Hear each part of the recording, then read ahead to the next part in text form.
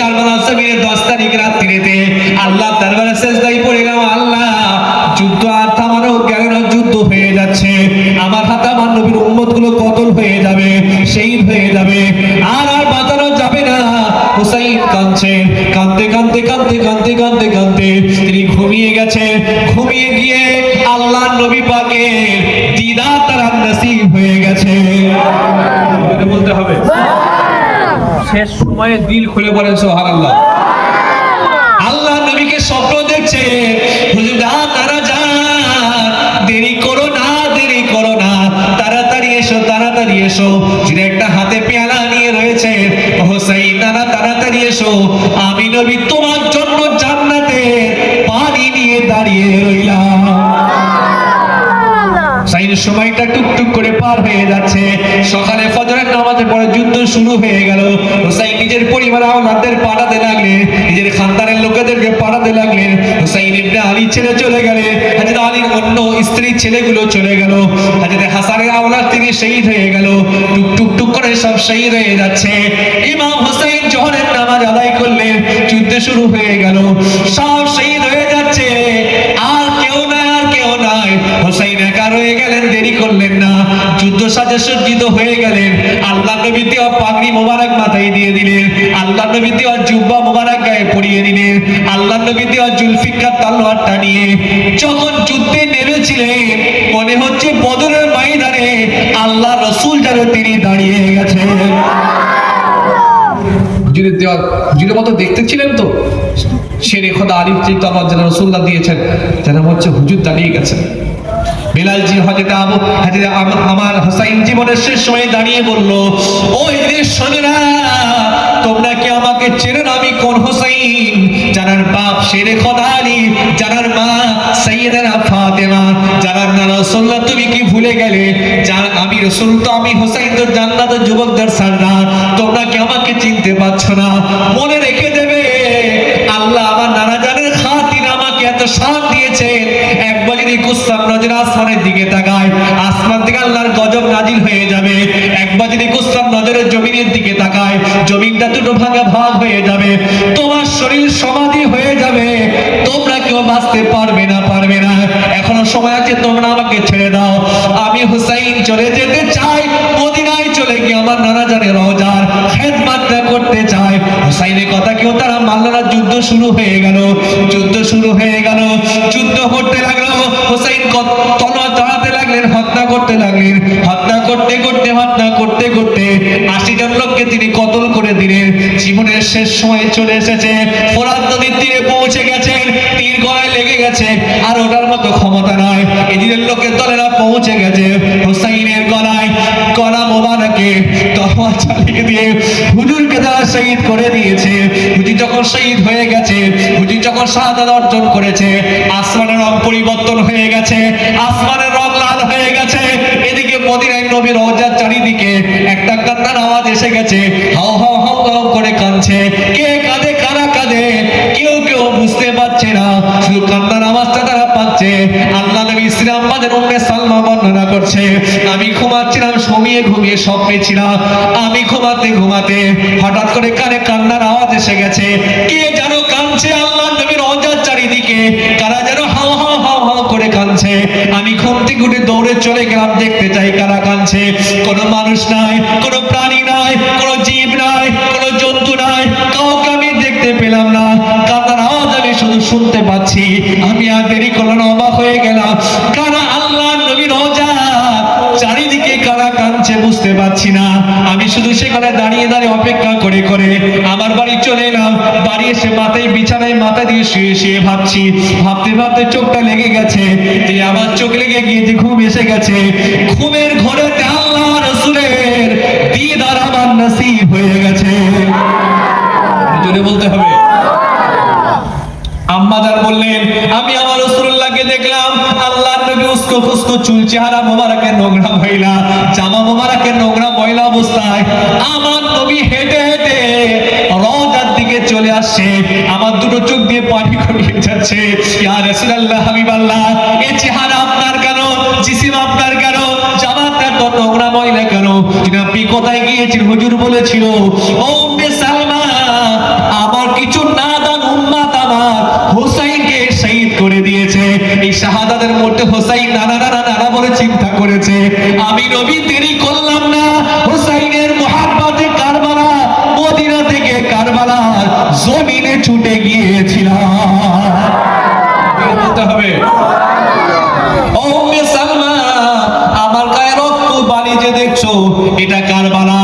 শহীদদের রক্ত যেটা আমার গানে লেগে গিয়েছে। আল্লাহর নবী চাচা আব্দুল্লাহ ইবনে আব্বাস বর্ণনা করছে, আমি স্বপ্নে স্বপ্নে শুয়েছিলাম, স্বপ্নে স্বপ্নে আল্লাহর নবী পাকের দিদার আমার নসিব হয়ে গেছে। হুজুরের চাচা আব্দুল্লাহ ইবনে আব্বাস বলছেন, এটা হাদিস সহিহ একদম, যে আমি স্বপ্নে রাসূলুল্লাহকে দেখছি, হুজুরের চেহারা মোবারকে নোংরা ময়লা লেগে আছে, হুজুরের চুল উস্কো হয়ে গেছে। ইয়া রাসূলুল্লাহ, আমার চোখ, হুজুর আপনি কোথায় গিয়েছিলেন, এই কি অবস্থা? ও ইবনে আব্বাস, আমার হোসাইনকে শহীদ করে দিয়েছে, আমি সেখান থেকে এসেছি। হুজুরের হাতে একটা শিশি ছিল, শিশিতে রক্ত খুন মোবারক আছে। ইয়া রাসূলুল্লাহ, এটা কেন? হুজুর বললেন, কারবালায় হোসাইন শহীদ হয়ে গেছে, হোসাইন এবং সাথীদের খুন মোবারক আমি নবী এক জায়গায় নিয়ে এসেছি। কিয়ামতে আমার আল্লাহকে বলবো, ও আমার আল্লাহ, আমার হোসাইন শহীদ হয়ে গেছে, জীবন দিয়ে দিয়েছে, রক্ত দিয়েছে, আপনার বান্দাগুলো আমার হোসাইনকে কতল করে দিয়েছে, শহীদ করে দিয়েছে। আল্লাহ, আমি কোনো বদলা চাই না, কোনো প্রতিশোধ চাই না। আল্লাহ, আমি চাই আমার হোসাইনের শাহাদাতের বরকতে আমার গুনাহগার উম্মতিদের নাজাত আমি পেতে চাই। কোনো বলা গেল না? আল্লাহ রাসূলের চাচা বর্ণনা করছেন, পরে আমি হুজুরকে যেদিন স্বপ্ন দেখেছিলাম, সেই স্বপ্নের দিনটা পরে হিসাব করে মিলিয়ে আমি দেখতে পেলাম, সেই দিনে ইমাম হুসাইন কারবালার জমিনে শহীদ হয়েছিলেন। মিলে গেছে স্বপ্নের ডেটটার সাথে, পরে যখন ইতিহাসের ডেট মিলাচ্ছি, স্বপ্নের ডেটটা মিলে গেছে। ইমাম হুসাইন কতল হয়ে গেল, হুজুরকে শহীদ করে দেওয়া হলো। হুজুরের শহীদ করার পরে হুজুরের শের মোবারক পল্লবে লাগিয়ে, পল্লব ধরে তারা গিয়ে চলে যাচ্ছে। হুসাইনের পরিবারের লোকেদেরকে, নবীর বংশের আওলাদদের, আহলে বাইতের আওলাদদেরকে এক জায়গায় বন্দী করে ঘিরে নিয়ে দামেস্কের দিকে তারা চলে যাচ্ছে। টুক টুক টুক টুক টুক টুক করে চলে যাচ্ছে, দামেস্কের দিকে এগিয়ে যাচ্ছে। কিছু রাস্তা গিয়ে যাওয়ার পরে দেখতে পাচ্ছে ইমাম হুসাইনের কন্যা সুকাইনা সাকিনাকে খুঁজে পাওয়া তো যাচ্ছে না। সাইনা আম্মাজান, হুসাইনের স্ত্রী আম্মাজান সাহারমান, ওনার বোন জাইনাব, এই দাঁড়াও দাঁড়াও দাঁড়াও, সাকিনা কোথায় গেল? সবাই কাঁদতে শুরু করলো, আমাদের বাচ্চা মেয়ে সাকিনা কোথায় গেল? চিন্তা পড়ে গেছে, কোথায় গেল, কোথায় পড়ে চলে এলো, কোন জায়গায় পড়ে গেল, ঘোড়া থেকে ছিটকে পড়ে গেল নাকি? অবাক হয়ে গেছেন, তলোয়ার দাঁড়িয়ে গেছে। আবার তারা পিছন দিকে খুঁজতে চলে গেছে, কিছুদূর খুঁজতে কিছুদূর যাবার পরে গিয়ে দেখছে একটা বোরখা পরিয়ে, তো হেজাব পরা মেয়ে সাকিনাকে নিজের কোলে করে নিয়ে বসে আছে। আম্মাজান জাইনাব চলে গেছে, ছুটতে পানি গড়াচ্ছে, কে আপনি? যেখানে সাহায্য করার মতো কেউ নাই, আমাদের হেল্প করার মতো কেউ নাই, পানি পান করার মতো কেউ নাই, সহযোগিতা করার মতো কেউ নাই, আমাদের মধ্যে কথা বলার মতো পক্ষে কেউ নাই, আপনি কি আমাদেরকে সাহায্য করছেন? আমাদের বাচ্চা মেয়েকে নিয়ে আছেন। সেই সময়ে তিনি বললেন, আমি অন্য কেউ না, আম্মাজান ফাতেমা, কুদরতি ভাবে কারবালার জমিনেতে আমি দাঁড়িয়ে রইলাম। বলতে হবে, আম্মাজান ফাতেমা বলছেন, আমি ফাতেমা কুদরতি ভাবে এসেছি, সাকিনাকে নিয়ে এসেছি। সাথী সঙ্গী গুলো আম্মাজান সাকিনাকে সাথে করে নিয়ে টুকটুক করে চলে যাচ্ছে। পল্লবের মাথায় হুসাইনের শের মোবারক লটকানো আছে, সাথে সঙ্গে আহলে বাইতদের, নবীর বংশের আওলাদদের, আহলে রাসূলুল্লাহর পরিবার বংশের মানুষদেরকে, ইমাম হুসাইনের পরিবার বংশের মানুষদেরকে বন্দী করে টুকটুক করে দামেস্কে নিয়ে গেছে। দামেস্কের বাজারে তাদেরকে বসিয়ে দিয়েছে। হুসাইনের লাশ, হুসাইনের শের মোবারকটা দামেস্কের বাজারে তারা টাঙিয়ে দিয়েছে। হাজার হাজার লোক হেঁটে হেঁটে যাচ্ছে, এটাকে কার চেহারা, কার দেহ, কাকে শহীদ করা হলো? হুসাইনের নাম তো সবাই শুনেছে, হুসাইনের চেহারা তো সবাই তো দেখে নাই। ইমাম হুসাইন সেই জমানে তো সোশ্যাল মিডিয়া ছিল না, কি বলেন আপনারা? নাম শুনেছেন কিন্তু চেহারা দেখেন। সবাই ভাবছে এই লাশটা কার, এই শের মোবারকটা কার, বল্লম দিকে টাকানো আছে, আর এর পরিবারের লোকগুলো কারা, যাদেরকে এক জায়গায় জড়ো করে এখানে রেখে দিয়েছে, বসিয়ে রেখেছে, বন্দি করে রেখেছে। কি সুন্দর পরিবার, হেজাবের সাথে, পর্দার সাথে, পাকের সাথে বসে আছে, না খেতে দেয়নি পান। কারা এরা?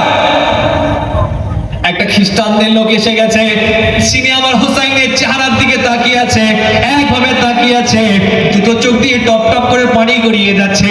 কি সুন্দর চেহারা, কত সুন্দর নুরানি চেহারা, শহীদ হয়ে গেছে, কতল করা হচ্ছে, কিন্তু চেহারার নূরটা চলে যাচ্ছে না।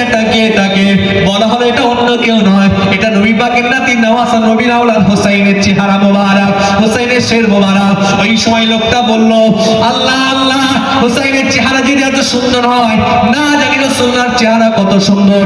আমি আর দেরি করলাম না, আল্লাহকে আল্লাহ বলে হোসাইনের সামনে দাঁড়িয়ে দাঁড়িয়ে বলছি, আল্লাহকে আল্লাহ বলে মেনে নিয়ে আর রাসূলুল্লাহকে আল্লাহ নবী বলে মেনে নিলাম।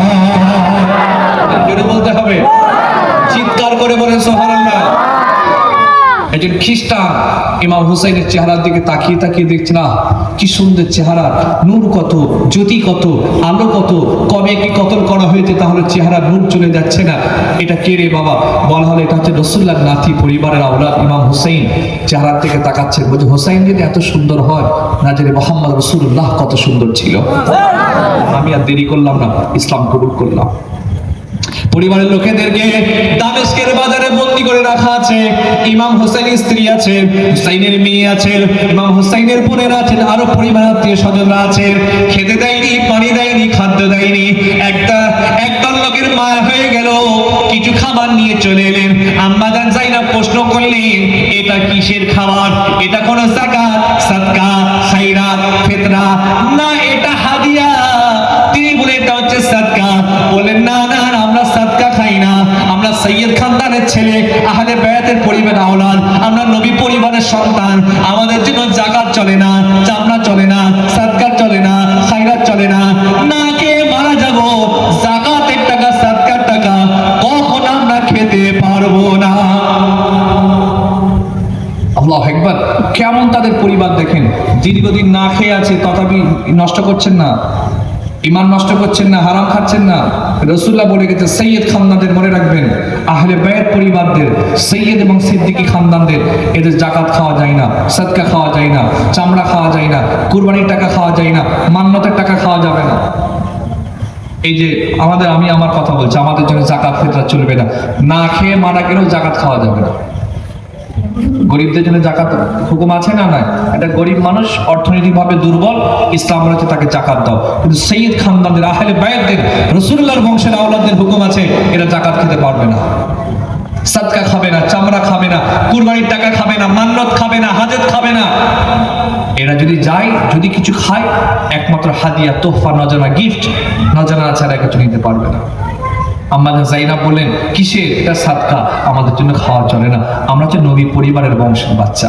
আমাদেরকে এজিদের লোকের দলেরা এক জায়গায় শহীদ করে, আমার সাথীদেরকে শহীদ করে আমাদেরকে বন্দি করে নিয়ে এসেছে, আমাদের টাকা খাওয়া যাবে না, আপনি নিয়ে চলে যান। নিয়ে চলে গেলেন।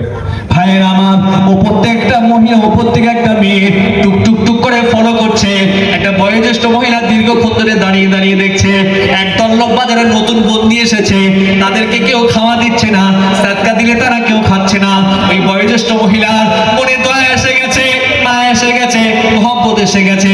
তিনি আর দেরি করলেন না, নিজের বাড়ি কিছু সামান বিক্রি করে সেই টাকার কিছু খাবার নিয়ে এসে যায়নাবের সামনে গিয়ে দাঁড়িয়ে গেলেন। হুসাইনের পরিবারের নবীর আওলাদদের বংশীদের সামনে গিয়ে খাবার নিয়ে দাঁড়িয়ে গেলেন। খাবার তাদের পেশ করলেন। যায়নাব বললেন, এটা কিসের খাবার? সাদকা, যাকাত নাকি? না না না, এটা হলো হাদিয়া। এই হাদিয়া যখন শুনলেন, আম্মা জান যায়নাব সহ সঙ্গী সাথীরা তার একটু খাবার খেলেন। খাবার পাওয়ার পরে তো এই বয়োজ্যেষ্ঠ মহিলাকে আম্মা জান যায়নাব বললেন, ও আম্মা জান, কে আপনি? একটু আপনার পরিচয় দেবেন। এখন কেউ আমাদের পক্ষে কেউ নাই, আমাদের সাথে কেউ নাই, আমাদের পাশে কেউ নাই, আমাদের সঙ্গী কেউ নাই, সবার আমাদের দুশ্মন বিরুদ্ধে চলে গেছে, কেউ আমাদের পানি পর্যন্ত দিচ্ছে না। আপনি কে, যিনি আমাদেরকে এত খাবার দিয়েছে?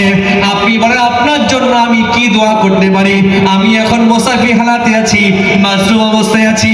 আল্লাহ নবী বলেছেন, মুসাফিরদের দোয়া, মাসরুমদের দোয়া আল্লাহ কবুল করেন। আপনি বলেন, কি দোয়া আপনি আমাদের থেকে পেতে চান? আম্মা যায়নাব বলছে, আম্মা আপনি তো আমাদের খাওয়ালেন, তো এর বিনিময়ে কি চান? আমি কি দোয়া করতে পারি আপনাদের জন্য? আর আমি এই অবস্থায়, আমরা মুসাফির হালাতে আছি আর মাজলুম অবস্থায় আছি। হুজুর পাক সাল্লাল্লাহু আলাইহি ওয়াসাল্লাম বলেছেন, মুসাফিরদের দোয়া আর মাজলুমদের দোয়া আল্লাহ তাড়াতাড়ি কবুল করেন। মনে রাখবেন, 4 শ্রেণীর লোকের দোয়া আল্লাহ তাড়াতাড়ি কবুল করেন। কয় শ্রেণীর লোকের দোয়া? ঘুমোচ্ছেন নাকি? যদি বলেন কয় শ্রেণীর লোকের দোয়া? 4। 1 নম্বর মা বাপের দোয়া। আল্লাহ পাক মা বাপের দোয়া সবার আগে তিনি কবুল করেন। একটু আস্তে করে বলেন তো, একটু আস্তে করে বলেন। এটা যদি আস্তে হয় দিল খুলে বলেন সুবহানাল্লাহ। মা বাপের দোয়া আল্লাহ তাড়াতাড়ি কবুল করেন। মা বাপের পায়ের তলায় কি আছে? আরো জোরে বলতে হবে। আর কিছু নেই? আর কি আছে? জাহান্নাম আছে। মা বাপের পায়ের তলায় জান্নাতও আছে, আর বলে জাহান্নামও আছে। আচ্ছা, শ্বশুর শাশুড়ি পায়ের তলায় তাহলে কি আছে?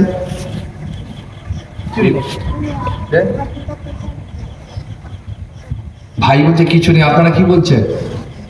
আইকিউ বিএফি করে রে দেখি। এই শ্বশুর শাশুড়ি পায়ের তলায় কি আছে? যদি কেউ বলে জাহান্নাম আছে, ঘরে গিয়ে একবার বলবেন যে তোর মায়ের পায়ের তলায় জাহান্নাম আছে, কিয়ামত আজকেই হয়ে যাবে, একটু দেরি হবে, আর ঘরে টিকা মুশকিল হয়ে যাবে। এমনি এখন আমরা তো শুধু আসামি, স্বামী আর নেই, সব আসামি এক একটা।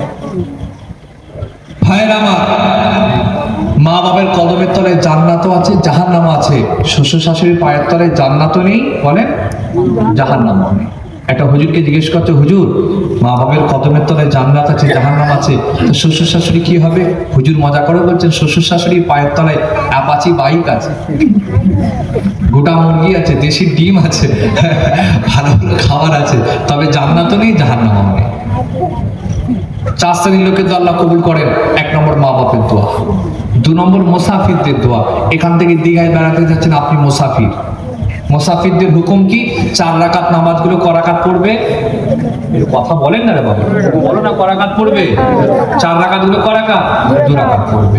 আর মুসাফিরদের জন্য সুন্নাত ঐচ্ছিক, চাইলে নাও পড়তে পারে। ফরজ নামাজ 4 রাকাত গুলো 2 রাকাত হবে।